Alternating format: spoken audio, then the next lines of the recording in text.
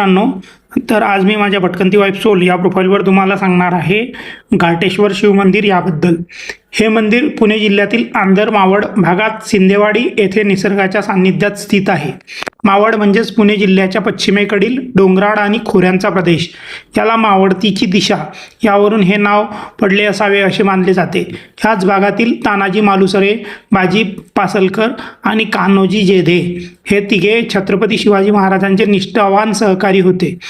या मंदिराचा पूर्ण गाभारा चौकोनाकृती दगडांनी आकर्षित पद्धतीने बांधण्यात आला असून मंदिराच्या अवतीभोवती असलेल्या घनदाट झाडींनी समृद्ध अशा निसर्गरम्य वातावरणामुळे येथे भाविक मंत्रमुग्ध होऊन जातात।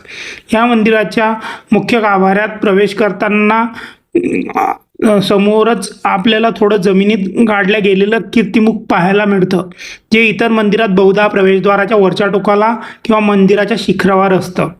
तसेच मंदिरासमोर सुरेख नंदी व एक प्राचीन खांब पण दिसून येतो।